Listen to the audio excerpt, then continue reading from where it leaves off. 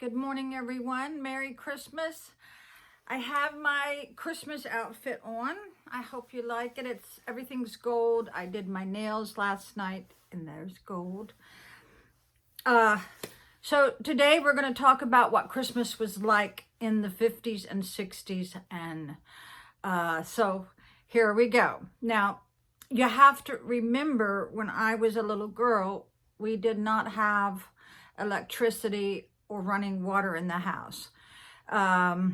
So a lot of people don't understand how we got our water. We had to go pump it from a well in the back of the house and then heat it up. And so the first Christmas I remember is my dad wasn't there. That was a great deal of stress for my mom. Yeah. I remember when I opened my present, it was a Suzy Smart. I do have another Suzy Smart, but not the original one. During the divorce, I don't know what happened to my original Suzy Smart. I got something in my teeth, so I'm going to pause. I'm back. I don't like the lighting. I don't know what's happening. So she had a little desk, chalkboard, and she talked and she said ABC 1 2 3. Now this was very innovative back in the late 60s. So I put it together, and that's when my mother realized that I was pretty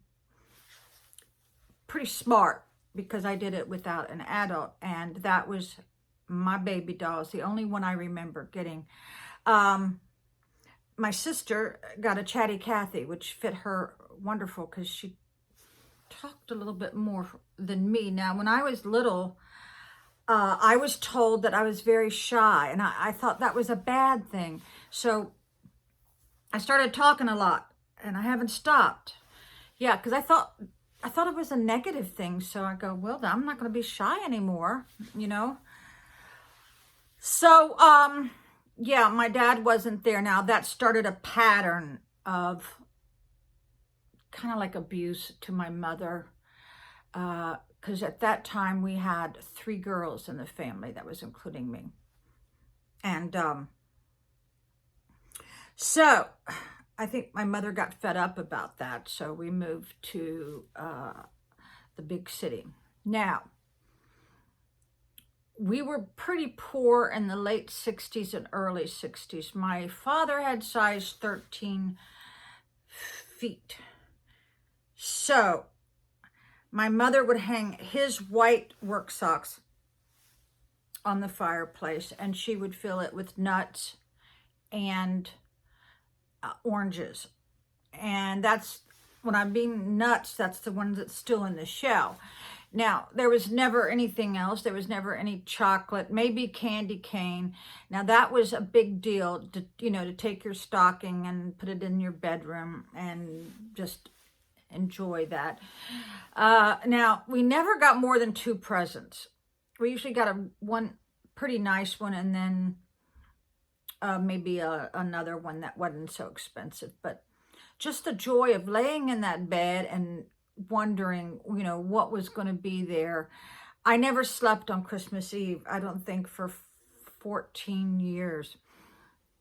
And I actually heard Santa when I was about 5. I heard him go across. We lived in Winchester. I heard his sleigh bells. I swear to God I did, So every Christmas growing up was stressful, because my mother would start crying about a week before Christmas because she knew my dad was going to go hunting. Yeah.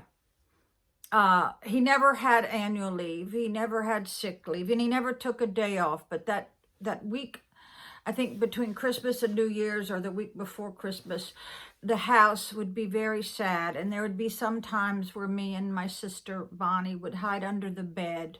We would hear the screaming. Sometimes it would get, we'd hear something breaking, but we always hid under the bed.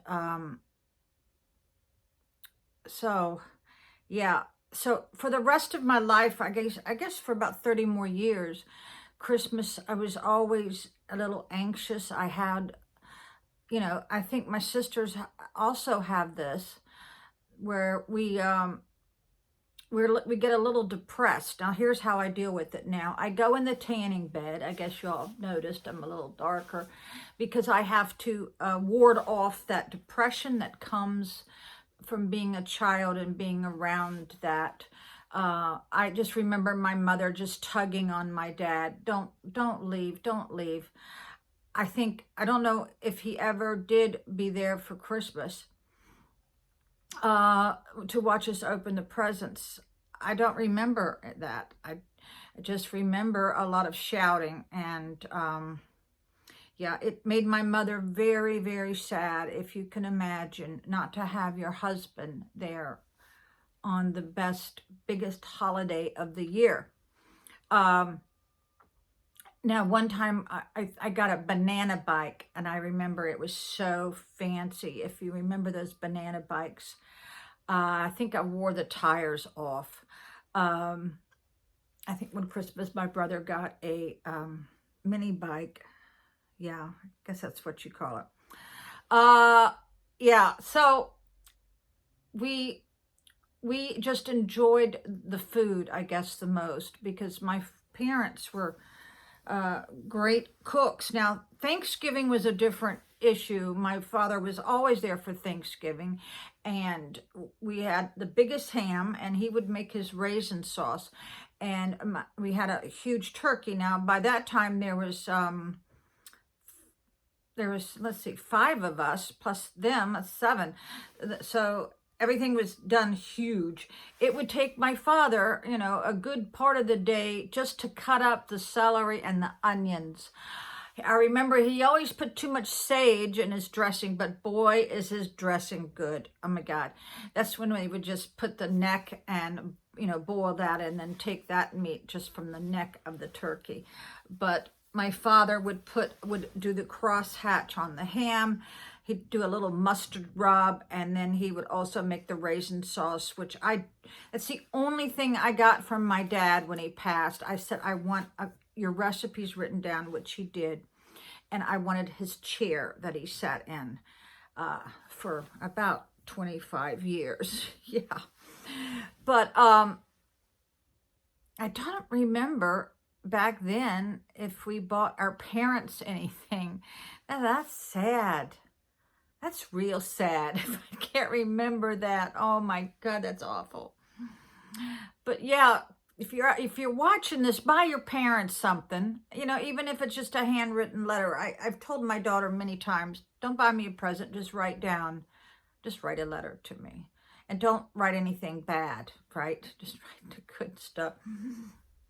So, one Christmas or New Year's, I remember it snowed so much, no cars could go on the highway. Everybody was skiing. Now, this was in Fairfax. My father, of course, never skied. He was 6'4.5". He walked for miles to the 7-Eleven to get us milk or, you know, or some perishables. I remember that very well. This was down on Guinea Road in Fairfax. I also remember when I was about 4 or 5, we lived in Arlington, and this huge house. I remember because I was very independent even back then. My mother let me go with my dad. We just walked down the road a bit, and he picked up an entire Christmas tree, threw it over his shoulder. Yeah. My father's hands were huge. If you ever want to find out if somebody works hard, look at their fingers. Their fingers are huge because of the muscles in them. My father did ceramic tile. My ex-husband did tree work where he had to hold a chainsaw in his hand for 40 years. Now, of course, he doesn't do that anymore. He has like 3 or 4 crews. But look at somebody's hands. They're just huge. And yeah, my father, he could take a stack of, you know, 4x4 ceramic tiles and hold them like pancakes and just shuffle them on the wall. Yeah, I've been on a lot of tile jobs. He helped build a lot of the schools in Fairfax County. He also had a terrazzo machine. I remember back then you had to soak the tile in these big bends. And then also he would get me and my sister Bonnie to shine the tile. That's what you do after you've grouted and the grout is set, and then it's got a little haze, and then you wipe it off. Yeah, I've done a lot of ceramic tile work myself, so have my sisters and my mother. Okay, now, I think that's enough for right now. I think my best memory was there was this bakery in Vienna, Virginia, and I remember we would walk up and down the sidewalk, and in the window was the best creations.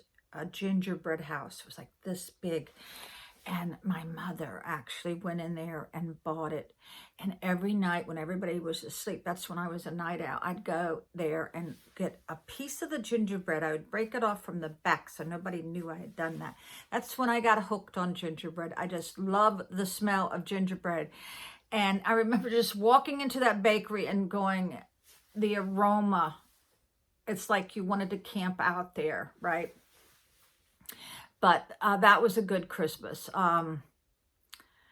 Mother always let us decorate the trees. Now, when I became a mother, I was like a fanatic about the tree. I had to do it. I wouldn't let them do it because I wanted the placement of the bulbs to be perfect, you know.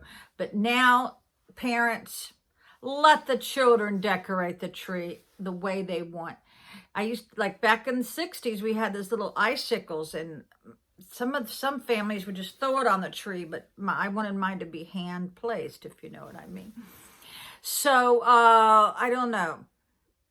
I do remember it was snowing in Winchester, and there was like a little store called Siler's Market in Winchester, and my father had bought an old mail truck which had the sliding door in the back. My sister Bonnie, she was diabetic back then, but nobody knew, because she would come home from high school with a migraine. But nobody knew back then, the poor thing, but she was like really hooked on candy. So one night, deep into the night, my father took all of us to this country store, and the snow was like this deep. And Bonnie got a little bag of candy, and she was so excited about that. She did not shut that door, because back then we didn't wear seatbelts. We were just sitting in the back on the floor. She didn't shut the door all the way, or my parents didn't, and she rolled out. She rolled out on the snow, and I hollered. I go, Dad, Bonnie's gone. She's gone. Here Bonnie is tumbling in the snow. And she never let go of that bag. Oh my God, I remember that like it was yesterday. So I hope you enjoyed this video. And Happy New Year and Merry Christmas. Bye.